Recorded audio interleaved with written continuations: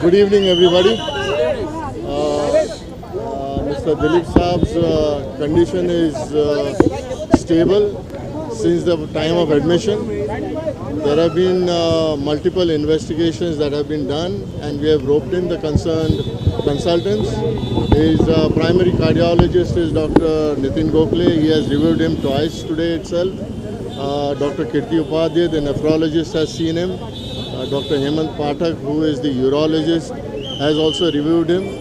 Dr. Sharad Shah, the senior most gastroenterologist, had paid a visit to him. We have taken a consensual decision as regards to the investigations and the modality of treatment. Certain investigations are still going on. He is stable at present, but we will keep a close watch on him for the next 48 hours or so, and we shall be giving you an update as and when required on a daily basis. Hindi में बताइए कि अभी उनकी क्या condition है और क्या हुआ एग्जैक्टली? कंडीशन इम्प्रूव जब से एडमिट हुए हैं उस वक्त से अभी तक उनकी कंडीशन ख़राब नहीं हुई है, उल्टा थोड़ी सी बेहतर है। कुछ इलाज जो देना था उसके लिए हम लोग ने उनके जो दूसरे डॉक्टर्स जो हैं डिफरेंट स्पेशलिटीज़ के, वो लोग भी आए थे और हमने सब मिलकर तय कर लिया है कि क्या इन्वेस्टिगेशन करना है और कौन सी दवाइयाँ उनको देनी है। अगले 2 दिन महत्वपूर्ण के रहेंगे क्योंकि हमें उसमें देखना है कि उनका प्रोग्रेस कितना हो रहा है।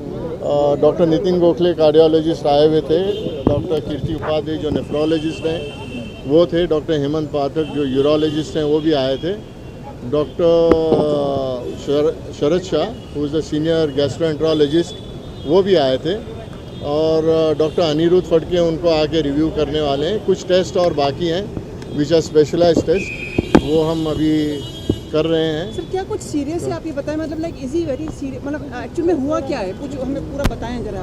No, he has come with, उनको इन्फेक्शन हुआ था, लंग्स में इन्फेक्शन हुआ था, उनको बुखार था और थोड़ा जिसे हम कहते हैं सेप्सिस या सेप्टिसीमिया, तो वो कंट्रोल में लाना चाहिए। उम्र का तकाजा है, he is 94 years old, so we have to be extra cautious in giving the treatment also and doing the investigations also. क्या उनकी हिस्ट्री है, हिस्ट्री फॉर दिस की, मतलब पहले भी उनका ऐसा हुआ है? नहीं, इस उम्र में तो निमोनिया किसी को भी हो सकता है। उन्हें बुखार आया था, 2-3 उल्टियाँ हुई थी, थोड़ा एस्पिरेशन भी हुआ था, WBC काउंट भी बढ़ चुके थे और जो इन्फेक्शन के मार्कर थे वो भी हाई थे। He was facing problem while breathing. Is that has improved? That is improved. That is not deteriorated. उनका ऑक्सीजन सैचुरेशन वगैरह सब सही है। अभी कुछ लैंग्वेज में कहते हैं is he out of danger? Out of danger तो हम अभी इस वक्त नहीं कह सकते, हमें और 2 दिन तो भी देखना पड़ेगा। 48 घंटे में अगर इम्प्रूवमेंट होता है और कोई डेटीरियोरेशन नहीं होता है तो then of course he will be out of danger. इस वक्त उनको ICU की ज़रूरत तो नहीं है, लेकिन हम उनको क्लोज ऑब्जर्वेशन में रखें। सर अभी खा पी रहे हैं वो, लाइक इजी डाइट? जी, अभी खा पी रहे हैं और कॉन्शियस भी हैं, लेकिन उनको लिमिटेशन थोड़ा डिहाइड्रेशन हो रहा था, तो हमको सब बैलेंस करके देना पड़ रहा है। अभी उनके साथ में कौन कौन है इस समय यहाँ पे? उनकी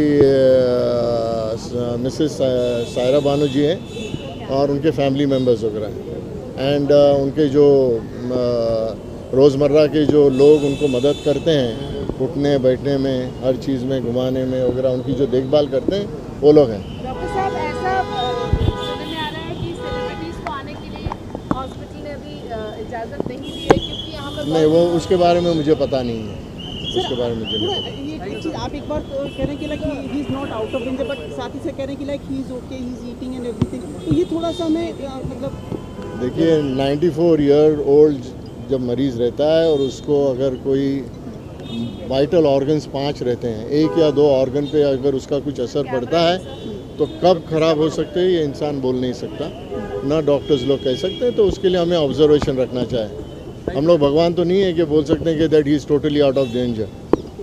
सर एक चीज़, अगर मतलब ठीक हो जाता है कब तक डिस्चार्ज होने की उम्मीद है? उसके बारे में मैं अभी कुछ नहीं कह सकता, हम और 72 आवर्स देखेंगे, उसके बाद डिसाइड करेंगे।